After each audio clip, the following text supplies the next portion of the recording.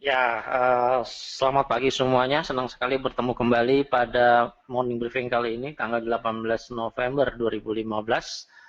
Oleh saya, Dwi Aviono dari Monex Investindo Futures cabang Pasir Kaliki, Bandung. Ini isu teror yang terjadi di beberapa kawasan Euro, yang utamanya sekali adalah Perancis pada hari Jumat kemarin. Ternyata sempat membawa pengaruh terhadap lonjakan dari beberapa komoditi. Kemudian juga kita melihat dari instrumen di emas sempat melonjak, namun diakhiri dengan penurunan kembali saat ini. Dampak dari isu teror yang terjadi ternyata sangat singkat, uh, sehingga direspon oleh para pelaku pasar sendiri, mengambil keputusan tetap mengambil posisi jual pada emas, kemudian juga di euro. Ternyata juga menambah isu bahwa stimulus akan terus ditambahkan di zona euro ini dikarenakan kekhawatiran tersendiri terhadap ancaman-ancaman yang terjadi di kawasan tersebut. Termasuk di Jerman tadi malam juga terjadi ancaman bom, namun ternyata tidak terbukti. Kemudian beberapa ancaman, kalau kita melihat dari beberapa berita, semakin banyak. Namun yang sudah pasti adalah yang telah terjadi adalah di Perancis. Kemudian kalau kita melihat dari hasil polling yang diadakan oleh Reuters, sebagian besar ekonom memperkirakan ECB akan terus melakukan pembelian obligasi yang lebih besar, senilai 65 miliar euro ya, 60 miliar euro per bulan. Kemudian ini juga uh, yang menyebabkan para pelaku pasar mengambil posisi yang semakin banyak, terbaca dari laporan dari CFTC yang dirilis pada hari Senin kemarin. Ternyata pelaku pasar atau investor menambah posisinya, jadi menambah posisinya di dolar, Bu Tita. Jadi kalau kita melihat, memang betul arah yang dilihat dari pergerakan harga, dolar semakin banyak dibeli, diburu, sehingga terjadi tekanan tersendiri bagi euro maupun di komoditi emas maupun di minyak. Namun minyak mempunyai cerita tersendiri, dikarenakan selama beberapa hari ke belakang terjadi pergerakan yang diam, meskipun range boleh dikatakan cukup besar, namun transaksi yang dilaksanakan antara atas dan bawah bolak-balik. Jadi bisa dikatakan ini adalah stagnasi dengan range yang cukup besar. Kemudian yang lainnya tadi malam telah diumumkan atau kemarin telah diumumkan data Amerika Serikat. Sebetulnya semua data-data fundamental Amerika Serikat itu bagus, termasuk inflasi yang masih berada di atas rata-rata. Kemudian inflasi juga inflasi bulanan inflasi bulanan di atas dari bulan lalu. Kemudian inflasi CPI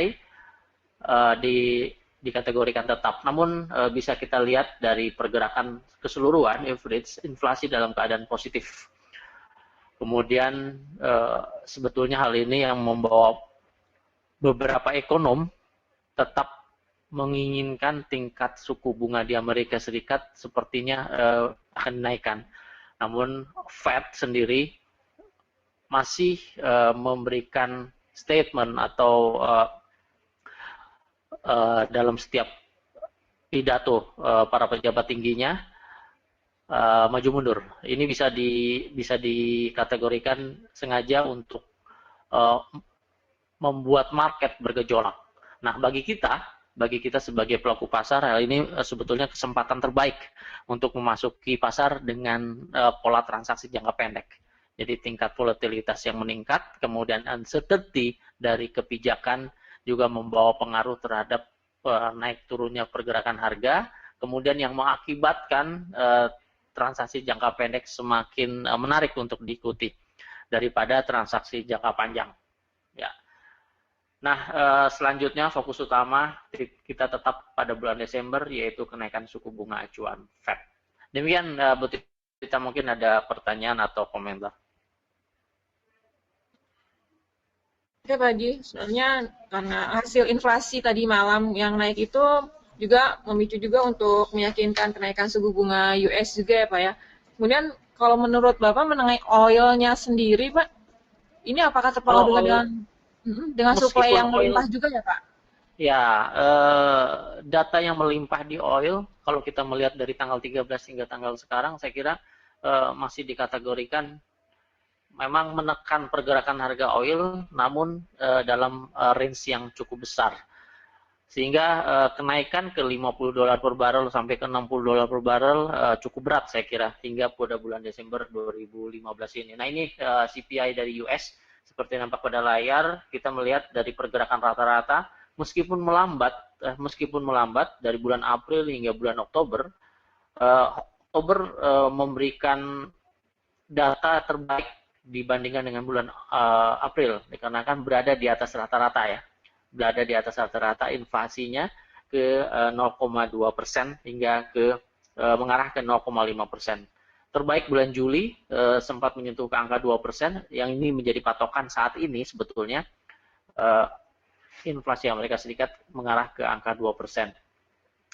Saya kira ini momen yang paling bagus sebetulnya dari fundamental untuk mengkoleksi dolar ya, koleksi dolar.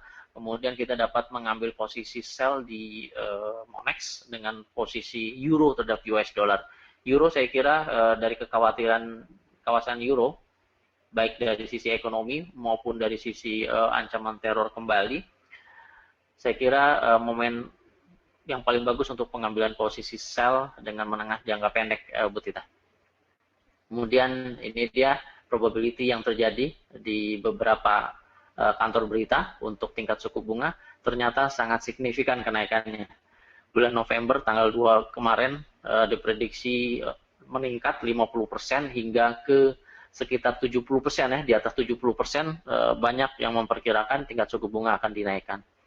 Ini saya dapat dari Bloomberg, dari beberapa kantor berita. Kita melihat di sini tingkat suku bunga kebanyakan diperkirakan oleh beberapa ekonom akan dinaikkan. Hal ini bisa disampaikan kepada calon investor maupun investor kita. Ini berita cukup bagus nih, sehingga dapat mempengaruhi pergerakan market pada bulan Desember nanti. Baik, selanjutnya kita melihat pergerakan harga langsung. Tadi minyak ya, disinggung masalah minyak, nah ini dia. Nah, ini yang saya sebut pergerakan stagnan, namun dalam keadaan cukup besar. Saya ambil untuk harga bawah dan harga atas. Saya ambil di sini saja. Dikarenakan rata-rata dominan harga high dan low-nya, harga low dan harga high. Ternyata ini masih berada di band menengah middle antara 61,8 hingga 38,2. Saya kira ini cukup menarik dikarenakan, nah ini dia, data-data untuk harga yang terlihat juga cukup menarik. Nah ini dia, sempat menyentuh harga 23,6% di Fibonacci, kemudian dia naik kembali, ada 3 harga low yang terbentuk sehingga membentuk pola tweezer ya. Saya kira ini bisa dikatakan tweezer juga, kaki meja untuk meningkat. Maksimum peningkatan ternyata juga terbukti dari beberapa harga di sini, dari beberapa harga yang terlihat. Nah ini 2 harga yang terlihat di 50%, kemudian dia turun kembali. Transaksi jangka pendek apabila terjadi bearish engulfing di sini ataupun pola-pola low close lebih rendah daripada open, saya kira pengambilan posisi short akan bagus juga kita ambil dengan pembatasan harga ke 40,55. Sementara pergerakan dimulai dari tanggal 13, 12 ke tanggal 18 ini, maksimum tercapai di 42,15 dolar per barrel. Nah ini dia, saya kira diulangi lagi. Nah ini dia. Nah ini saya kira cukup bagus untuk menjadikan patokan, menjadi support yang cukup kuat untuk di oil. Kemudian di emas, nah ini dia emas. Hampir sama, saya menarik garis Fibonacci dari harga low di sini dengan harga high yang terjadi di swing dominan. Saya ambil di sini. Nah, ini juga berada di tengah-tengah, sempat berada di tengah-tengah bandnya, kemudian saat ini terus mengalami penurunan untuk di emas. Apabila dolar meningkat, kemudian inflasi yang meningkat, pelaku pasar juga terbaca di CFTC, volume transaksi banyak mengkoleksi posisi bullish untuk di dolar. Saya kira turut mempengaruhi pelemahan dari harga emas ini. Harga emas terus mengalami penurunan saat ini di 1066.50-an. Nah, ini dia saat ini merupakan support yang cukup bagus untuk diikuti pengambilan posisi sell untuk jangka menengah maupun posisi buy untuk jangka pendek sekali. Karena kita bertransaksi dengan pemasangan posisi limit ya, buy limit di sini jangka pendek dengan posisi batasan stop loss yang cukup terukur juga untuk di oil. Sorry, di emas. Di euro ini dia. Euro kita melihat penguatan dolar diimbangi dengan pelemahan euro yang terus berkelanjutan saat ini. Saya kira transaksi jangka pendek untuk di euro masih dalam keadaan drop di sini. Harga berada di bawah moving average normal, kemudian beberapa candle mengindikasikan, nah ini beberapa candle mengindikasikan terjadi penurunan kembali. Engulfing di sini, engulfing tengah, middle, saya kira. Nah, ini dia. Ini cukup alasan kita untuk mengambil posisi sell. Bahkan saya sudah ngambil 30 lot nih, Pak Ibu Tita. Demikian Bu Tita, beberapa ulasan untuk market review atau market mover pada hari Rabu ini. Saya kira banyak peluang yang bisa kita ambil hari ini juga hingga pada bulan Desember nanti. Tadi terima kasih atas informasinya, cukup membantu sekali ya Pak Dwi ya. Sebagai informasi juga bahwa tadi pagi untuk emasnya sendiri menyentuh level terendah tahun ini ya Pak ya, di 1065.40. Oke, akibat ekspektasi yang Fed menaikkan suku bunga tersebut nanti bulan Desember ya Pak ya. Ya. Oke, terima kasih untuk rekan-rekan semua yang telah berpartisipasi di morning briefing hari ini.